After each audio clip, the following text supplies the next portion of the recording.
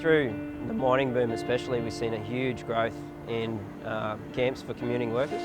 There's currently about 32,000 beds for commuting workers across the Bowen Basin alone. But what we've also seen is a varying standard in that accommodation. You've got good camps and then you've got bad camps, and there's no standard that's enforced. Generally, a commuting worker will work for 7 days is the maximum at the moment in the mining industry, 7 days. That's 7 12-hour shifts. Generally, you're up anywhere between 4 and 4:30 a.m. on a day shift, and you're back at the camp anywhere between 6:30 and 7:30 p.m. at night. Generally, the guys will have a shower when they're back at the camp, and from there it's straight to the mess so they can have a feed before the kitchen closes. By then, you know, you're looking at 9:30 at night. It's time to go to bed to get up again at 4 o'clock, 3:30 a.m. Copperbell Mat Camp is probably one of the better camps that we've seen. You know, it houses around 5,000 people. It's well landscaped, well maintained.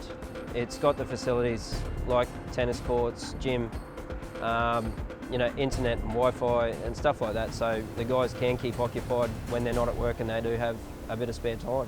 There are a couple of camps that are really bad. You know, Grosvenor Village in Moranbah, the standard of the accommodation is atrocious.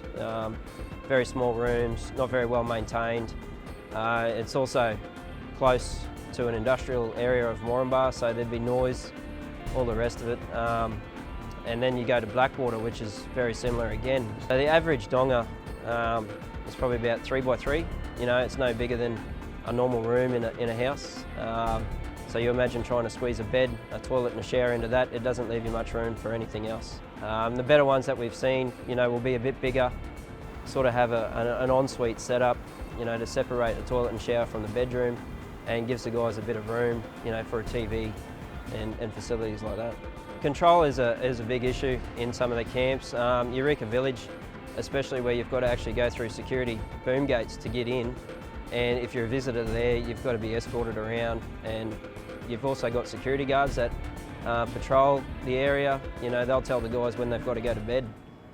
In some of the camps, there are security cameras that, you know, watch every move you make from the minute you step outside your door.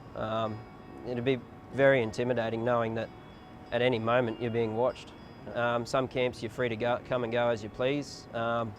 Others you need permission to leave, and others you're not allowed to leave at all. You know, it gets to that sort of level where the companies control the workers while they're in the village. It is hard to develop a sense of community in these camps. Often guys will come back from their days off and they'll find that they've been moved to a different room. So you don't really get a chance to make friends, you know, through being neighbours with someone, because more often than not you've got someone else beside you in the next swing. You know, that can lead to feeling isolated and intimidated. Given the location of Eureka Village and its close proximity to the mine, there's often issues with noise. You know, guys who are trying to sleep for night shift can hear the sirens of the prep plant cranking up and the rattling of the dozers as they work on the stockpile. The layout of Eureka Village also doesn't help. There's been instances where people have had to be moved from their normal rooms to another room on the other side of the village due to the smell from the sewage system. Camp accommodation can be quite isolating. It's obviously not for everyone, but those who want to do it, by all means do it. What we're asking is that there is a standard of accommodation which can be enforced, so those guys get the best facilities available to them. You know, they're working long shifts, long hours, and they're isolated. They need to at least come back to a room which has the facilities.